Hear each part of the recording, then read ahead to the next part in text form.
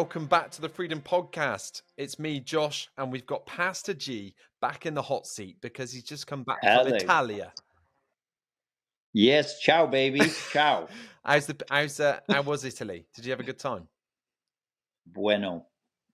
Those are about the Mucho only bueno. 2 words I know in Italian, but it was fantastic. It was like quite warm, about 40 degrees, and yeah, we don't really have the air conditioning over there so much. No. So it was rather a warm day, but we loved it. Fantastic. Lots of cities. We visited Siena, Florence, Lucca, and Pisa.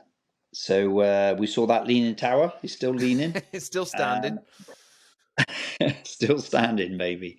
Oh my gosh. So yeah, we had a fantastic break, and it was right off the back of Dauntless. Obviously, our women's get together. H did an amazing weekend on that. Highest numbers we've ever had here in the UK. I think there was a couple hundred women gathered together. So she finished that up on Saturday night, and early Sunday morning flew out to Pisa. I was already there because I got my flight wrong and I got there on the Saturday night, but that's another story.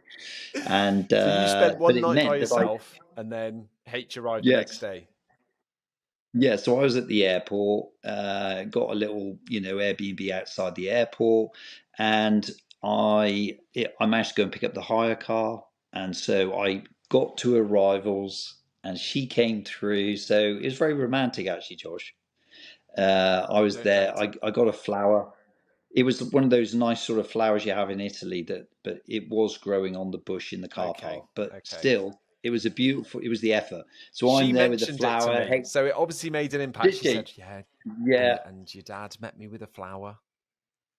Well, none of the other guys had flowers, and I'm there, and I just thought, why not? So I'm stood there alone with my flower. Too right. And then she comes through, the Scottish flower, Heather, comes through, and it was a romantic moment. And then I thought, I only saw her like 2 days ago, but it was, and then we set off and had a cappuccino for €1.20. Isn't that fantastic, that is a bargain, Dad. That's an absolute bargain. Mum. And a gelato. That was the start of our holiday. Telling me. Do you know what? Her bargain live deals. Live in the dream. Live in the dream, Josh. Come on.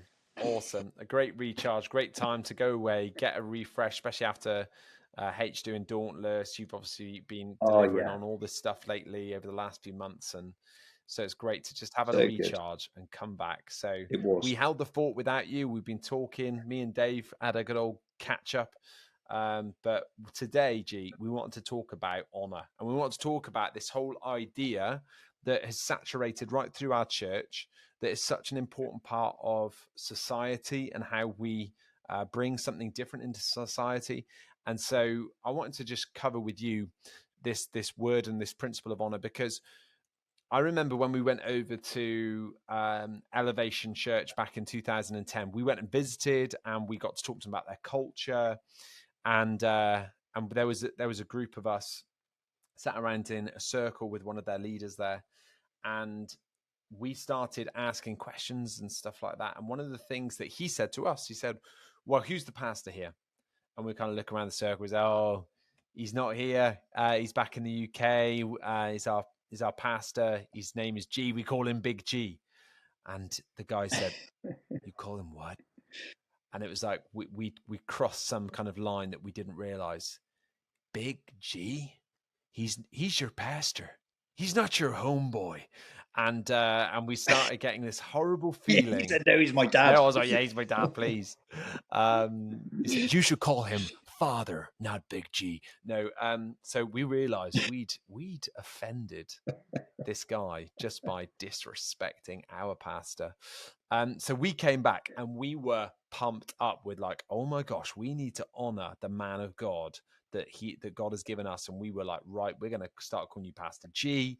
We need to start being a bit more, having more thoughtfulness. And I know for you, Dad, you've never thought about, oh, I think it would be great if everyone could start calling me Pastor G.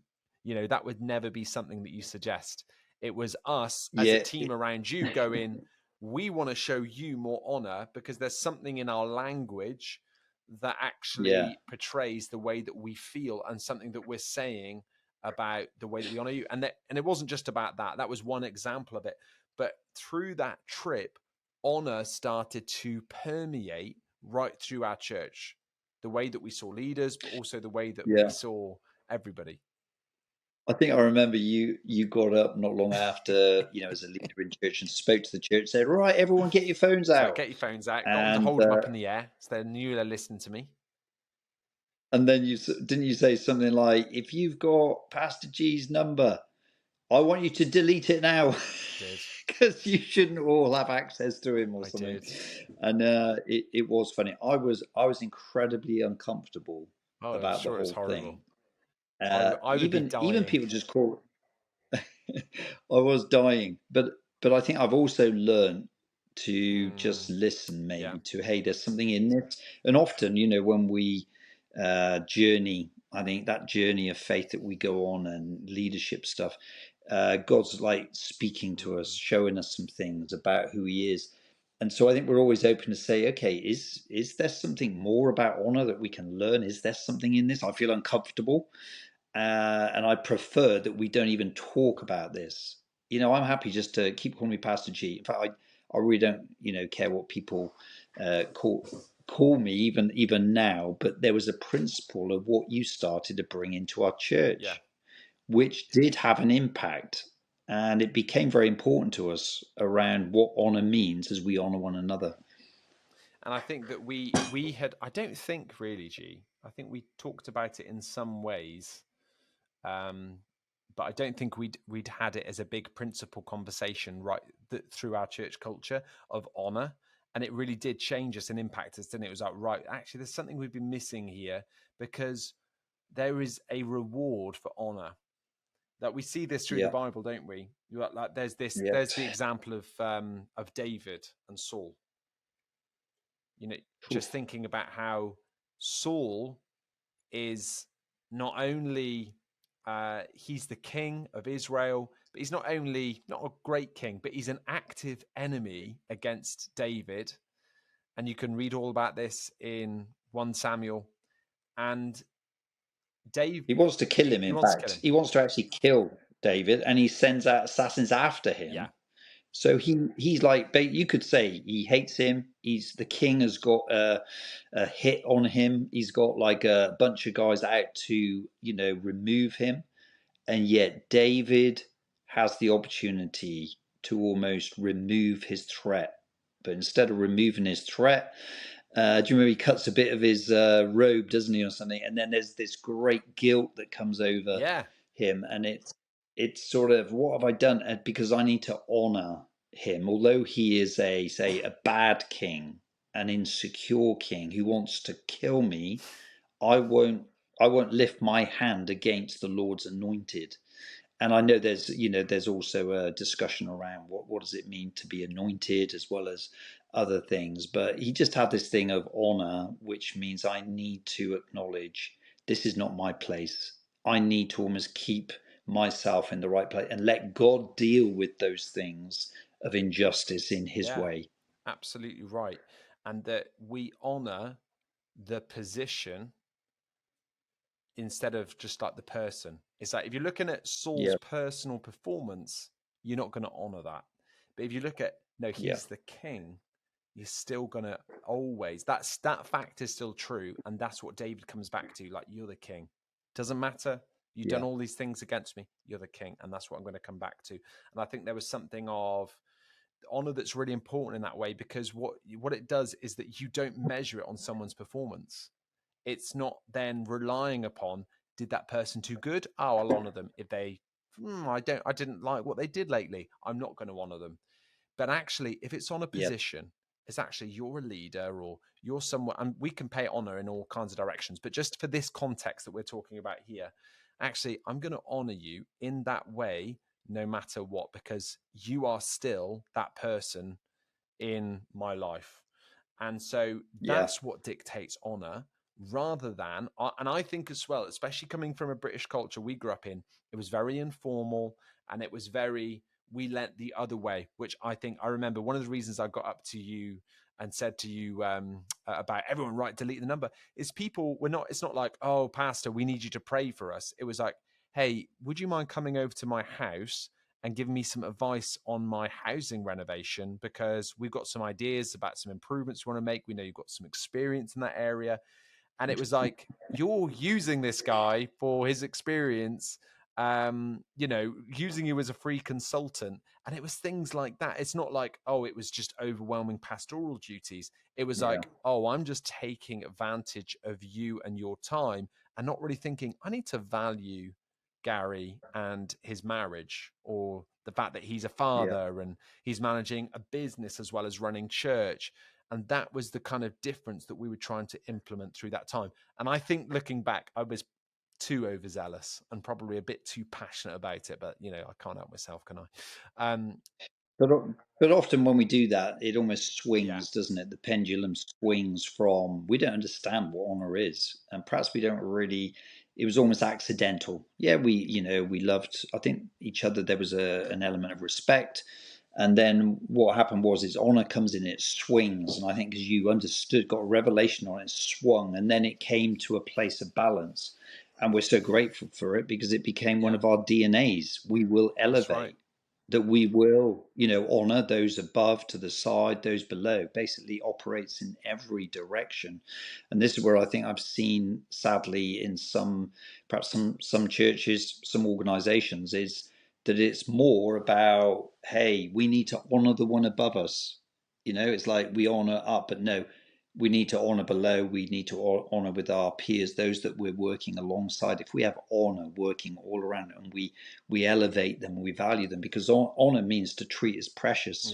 And the actual Hebrew word is really around it being precious as gold, as weighty as gold. It's not something you're going to lose or miss. It's something that is held with great value.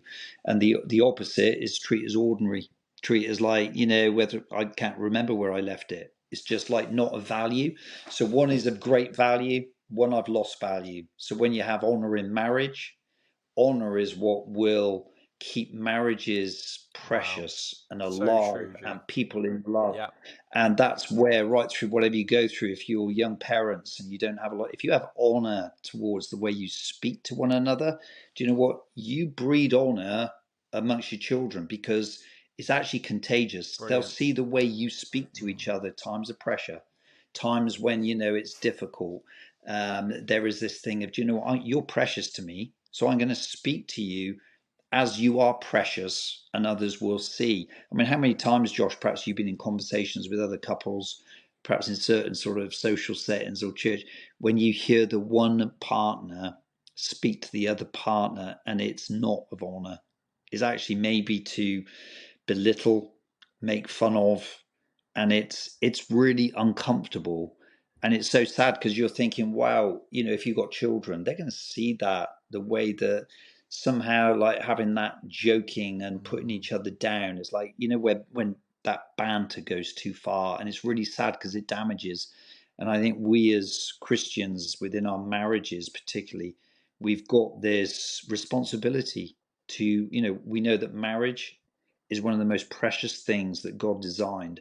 So within it, honor is at the core. As soon as we lose honor, our relationship becomes ordinary, and that is when we get into trouble. Yeah, so true, G. And I think it's interesting, because one of the ways that we almost brought a bit of a jolt to the church was bringing it into understanding, let's honor the leaders that are in our church. And we've got that specifically written into the DNA of our church. But also, it started to affect the way that we saw every person. That a guest, someone coming into our church for the first time, it's like, oh, it's great, you've brought your friend along. It's like, I'm going to honor that person. It doesn't matter where their background is. Yeah. It doesn't matter if they come from brokenness, poverty, homelessness, or whether they've come from, they're a business owner and they're very, an affluent person. Their value in God is the same. And starting to see things through that lens, that everyone mattered, that we're going to care for each person, that every single person is valuable to God. And to honor means to value. And it's like, we're actually going to value every person. That's why we're making all these preparations on our Sunday mornings. That's why we're going to invest this money into this idea or this project because we want to prepare because we value the person. And so it started to transform the way that we were doing things, because we were like, this is not just about, oh, we're making sure we're, just this is about leadership. This is about every person. Yeah. And we noticed then that people that were coming in, they noticed it. When someone is genuinely, you met them for the first time, it's like, we're so glad you're here, and perhaps they're in our VIP area being treated to a drink or something. They know whether this is just, we're just being, I don't know, taken care of or served. That's nice. Or whether you actually care and value. And I think that's something that we treasure so much, and we want within, the heartbeat of our church. When people walk through our door, wherever they're coming in from, maybe they're coming home and they've been away from God, maybe they've never known God, we're going to value every one of them. And they know it. They can feel if that's genuine. And we have really tried to teach this, that, people aren't projects. They're not another number. We're not after just, hey, let's fill these seats so we can report great numbers. No, everyone matters to God. Yeah. And that's the essence of honoring. If we can honor, and it says about honoring the little ones, doesn't it? The kids. And I think, again, that's something precious for us, that we see our kids' ministry as really such an important thing, because they are so precious to us. We don't just put them in the kids to get them out of the way. No, we're there to minister to them and love them, because they are our church. They're part of our family. Definitely. And I think that even that was part of your perspective as well. I don't think we would have used the language of honor, because I don't think it was really present in our thinking or teaching in the same way as it is now. But even I think about the way that you gave opportunities to young people, you made space for young people, is because you valued them. And value is in itself honor. And I think that has been a driving force through the ministry of you and H, is that we're not actually just here to create our own platform or to create things just for ourselves. We want to be inclusive and find space for others to come and be a part of. And that's what we want everyone in our church to be doing today. You might be like, I'm passionate about doing what I want to do within the church. That's great, but where are you creating space where you can value someone else, where you can give them opportunity, where you can create platform for them to be able to come and learn to use their voice and come and grab hold of what it means to be a part of the kingdom of God for them? Someone said to me, it's a quote from someone else, but it was this saying of, always walk through the cafe slowly. And this isn't aimed at church, it's a general thing. What it means is, don't rush through the cafe where you're going without noticing the people that are around. And it's something about take your time, because sometimes we can be on such a mission, and in church we've got to respond, we're doing this, doing that. It's amazing how we can be so mission focused, or I'm off to do this now, and we miss the people around us. And it's something that I want, and I try and remind our leaders. Heather and I try and remind each other, look, take time, walk slowly through the cafe, whether it's the cafe, whether it's the hallway, wherever it is, through the auditorium. Take time to notice who's around, because we can talk about honor, which comes from value, but if you're walking by people and it's like, actually, you walked by me 3 times and didn't even look me in the, or say hello, it's like, what's this thing of we will elevate? And can you imagine if we have a community, a church that notice each other, and maybe there is someone new, you don't walk by them thinking, oh, I don't know who they are, but you're actually there thinking, hey, great to see you, or you're welcome. That impacts people. We have so many people return to our church just because people valued them. And showed that they cared, they noticed them. And I think we're in a world where, in a way, everyone wants to be noticed through social media. And yet you can come into a space, a public space, and no one's really noticed. And I think that's where the church has got this amazing opportunity to honor the people that walk through the door. Absolutely. And I know that you're still like this, G, and H, and I'm like it too, where if I'm going in the cafe, which is our church, where it's our after church time. So we've had our Sunday event where our service is, and then we have some refreshments, some cakes and drinks after. We call it cafe, and that my eyes are flitting about. If I'm locked into a conversation with someone, it's a new guest, and I can see someone's by themselves that's either fairly new in the church, so, maybe they've come for a few weeks, they haven't been given the first time treatment because they're not first time, it's second, third, and they are by themselves for 30 seconds, 60 seconds, 2 minutes. Oh my gosh, I'm like almost trying to point, hey, any of my team, hey, you three guys who are all talking to each other, that talk to each other every week, that know each other, break off. Like, you've got to have it, because we want to value that person. I want them to know that they're valued today. Yeah. And it's like, when they're stood by themselves for over, I don't know, a few minutes or something, they're probably not feeling that, And I think that we still carry that now after having done this all these years. And I think that we want every person who counts themselves as a Freedomite.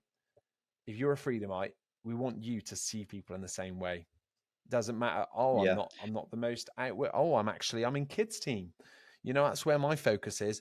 We need every person to take responsibility for people who are in our space. That they are your responsibility. They're my responsibility. We're all in this together to make people feel honored and valued.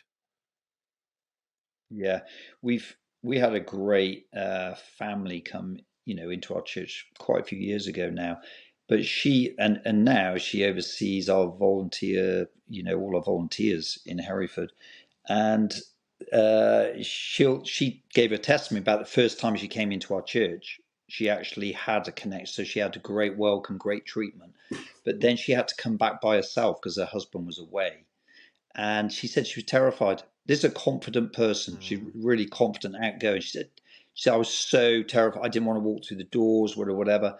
But because someone was there ready to connect and just say, come on, come and sit with me. Come on, here I am. I tell you what, we often just think that, oh, they're fine. They don't, we're busy with our own thing. But I love it when you see that honor in action, because that then meant they went on for the coming years to raise their family, to be part of our church, to own our church. They're at the heart, because somebody honored and just said, it's not just the first week, not the second week. There's a place for you. You are valued here. And I think it's just such a precious thing that we need to make a priority, as we build church. And it is, and we talk about value and we talk about honoring, but what it really comes down to is that we're trying to love people, isn't it? That's, if you want to use a different word for it, that's what it boils down to. We want to love people well. But as we come back to this principle of honor, one of the things that I think about, in our world, there's lots of division, lots of disagreement that can happen. How do we navigate honor through disagreement? So we're going to naturally have, that's just life, isn't it? We're going to have the people that we run into and have, maybe it's we're in a workplace, maybe it's in a customer service setting, and we feel like we haven't been respected, or something we've been wronged in some way. How do we honor through disagreement? Because I think sometimes we can drop the ball on this, where it's like, all of a sudden we're feeling a bit of frustration, a bit of anger, and we can maybe drop that. So any thoughts for us on that? I think the big thing is we can get defensive and we can get angry, and we are in a world, and we're human beings that like to be right.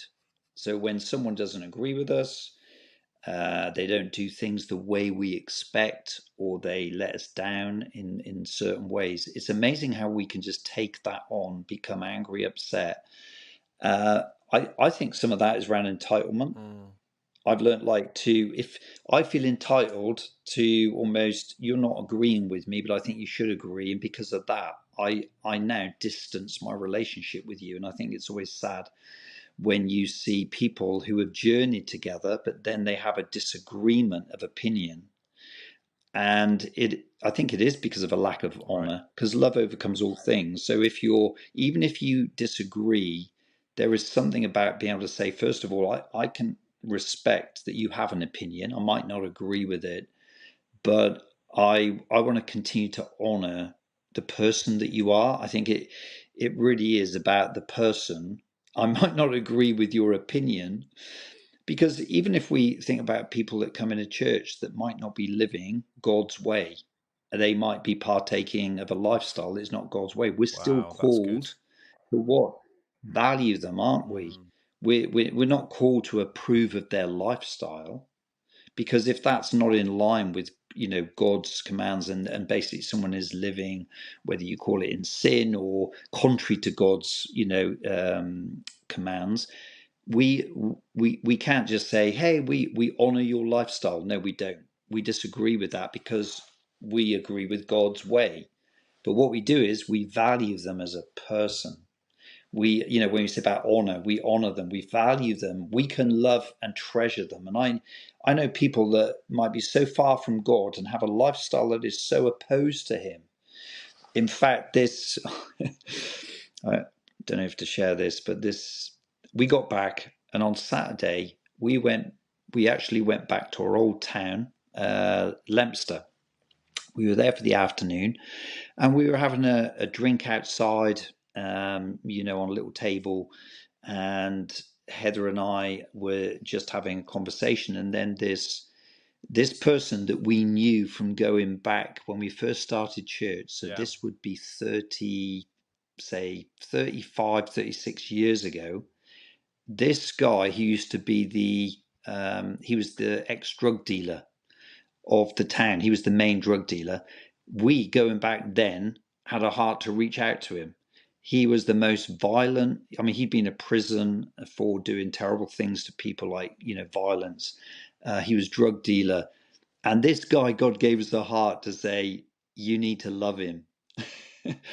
And what we did is we spent time with him. We've shared the gospel with him so much. Well, this Saturday, bumped into him, and he told us he told us he had 3 months to live because of cancer. And we ended up, me and H, sat in this almost like car park, this table, ministering to this guy while he sobbed.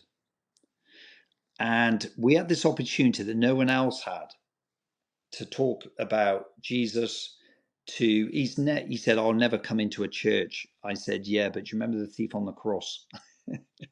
I said, he called out to Jesus, and there's time for you. And we had just had this powerful moment. And that's been 36 years from the beginning, that in a way we didn't make judgments on him and say, you're a terrible. We saw a lost boy who's now a grown mature man that is dying and withering away through cancer, for a desperate need to know Christ.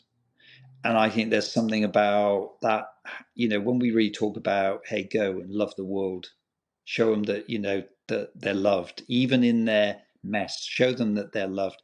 That's what we were doing again on Saturday. We had this chance, and we just recommended Jesus, says you've got to call out to him. And we hugged at the end. He said, I haven't cried in front of anyone. I'm not scared of anything, but I am scared right now. And just praying for his soul even right now, that God would visit him. But guys, we got to make sure as the church that we don't push people away. We have a stand. We believe in God's word and his standard of holiness. And this fine balance, isn't it? Being a holy people, and yet being a people that honor the one that comes in, that might appear to be in a mess far from God, that we said, you know what, you're a treasure. You're a diamond in the rough. And we are going to pray, and we're going to treat you. We're going to bring you in, and we're going to show you that God loves you. Love it. So good, G. And one of the things I just wanted to finish on was this idea of the fact that honor is not just inside the church, it's for outside. And I think one of the things that I've spotted over the years is that sometimes people that can feel so loving, value others, honoring, I see them start to hammer out a social media post about a government leader, and I think, where's the honor gone here? And they're absolutely trashing someone. And I just wanted to just ask this question because, again, this is sometimes it's not a chance, something we always get to talk about on a Sunday, but I know it is something that we would want to guide people and teach them in. What's the way to still honor outside of church with government, with law, etc., where actually there is an injustice? Actually, you do feel very passionate about something, that something is wrong, that this person has messed up, that perhaps as a government leader, maybe it's prime minister or a president, and you've got very passionate opinions about them. Where does the line sit there with feeling injustice and feeling like something is wrong versus carrying this principle of honor? Yeah, I mean that's a huge question, because depending on where you're listening to this from, our perspective might be the UK government, so that's a total different thing to maybe a government in another country that is very, there's a lot of injustice going on. So it's very big.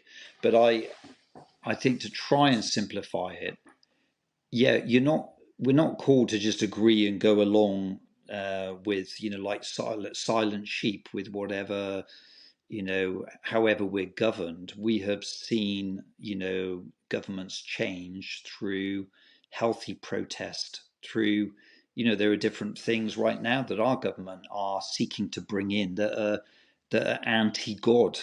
So obviously we as Christians would protest, and there is a way of making our voices hear, of gathering together and saying, do you know what, we do not agree. So it's, honoring isn't about just being silent. There is something healthy about, this is our protest, this is how we're going to do it. I think the big thing is when it becomes personal. When I hear people perhaps talk about a prime minister who, they say some really like nasty things about, they don't know them, never met them personally, but they have almost a hatred for them. And they've also, from sometimes the media, they've made their judgments from what they've heard. Now, I know in some of that there could be some truth, but I think I always try to be slow to make judgments, slow to presume that I know it all. I do, and then I try and perhaps I try and voice and protest about the things I know I could possibly change. But also, as leaders, I'm aware of the scripture that says, look, pray for your leaders, pray for them, pray for, God in this situation, pray for him to move and speak to them, pray for your kings. I'll put kings and queens in places.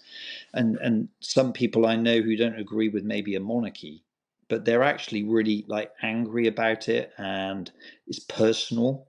And but I don't think they prayed for them once. But God says you need to pray for them, and whether you agree with it or not, I respect you have an opinion about that. But at the end of the day, God it says that He's placed these people in positions. What we're called to, what our responsibility is, to pray for them. And if you become very personal in it, it's going to be very hard to pray for them, because you're angry, you're like spitting. And I've had to say to a couple of people that have been close to me who have just started vocalizing some very personal things, and I've had to say, well, do you know them that well? It's like, well, no, I've just heard the news. And it's like, yeah, but we need to pray for them, and we need to honor them. That's the position they're in. Not, as we said at the beginning, it's not about perhaps their view, their stand, and the person they are. They might have done something that's really is definitely not godly. We're not saying let's just honor what they do. No, we're saying let's honor that position. Do you know what it is to perhaps carry the weight of leading this government, leading this? They need our prayers. And I think that's even Jesus, when he was here on earth, it's so amazing that he chose to come when the Roman Empire, they were the occupying force. Yeah. And what you really see is, they were doing atrocious things. And yet Jesus is there actually honoring, he's speaking up about things, but he's honoring, and he's loving them, and he's speaking to the centurion guy. That's right. It's so there's a powerful lesson if you just look at Jesus and say, true. Am I acting like one of his followers? Do I want to cut, do I want to cut off an ear, or do I want to reach out and show the love of God? And I'm going to pray for the leaders that are there. It's brilliant. Yeah, because Jesus obviously had it wasn't just like, oh, it was bad government back then, they were a bit they're taking advantage of people, or they're a bit corrupt. It's like they were literally occupying another country. Do you know what I mean? Like they were running the country, taxing and them, crucifying people. I mean, just all kinds of evil, just terrible stuff. And Jesus, let's find how many verses where he criticizes Caesar or criticizes Rome. Oh, there isn't any. It's like he remains, and I'm sure that Jesus was not going, oh, well, this is great, the Romans are here, or this is, in support of them, but he chooses not to dishonor them publicly. And I'm sure that Jesus did pray for them. And I think that that's where we take our model, isn't it? Is that actually honor, and this is where it really gets interesting, because I think, oh, we're happy to honor the people that we think deserve it. But actually, when it tests you is when you start honoring those that you don't think they do deserve it. But it's not based on their performance.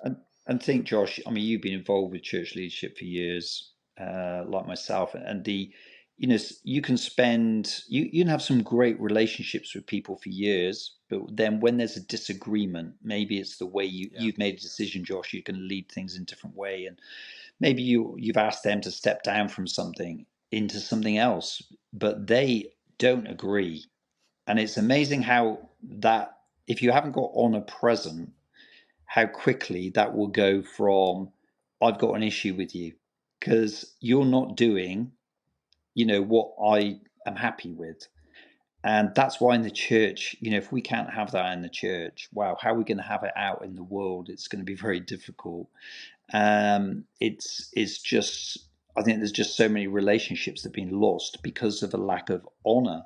But I believe absolutely this, that if you might feel like you're serving under a King Saul, whether it's a boss at work or maybe a leader that's a bit harsh, and that's a bit extreme, but you might feel like, well, they're not that great. They're a bit insecure. They're always on my case. But if you honor, that I really believe this, the Bible says that if you honor that position and you're a great, whether it's an employee, if you're someone that is going to just lead and follow well, you will be rewarded. God rewards. It will come through. It will come through.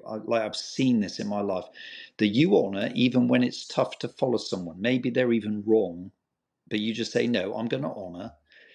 And there'll be a season where perhaps you walk through, but you will see God's blessing over your life because there is a reward for honor.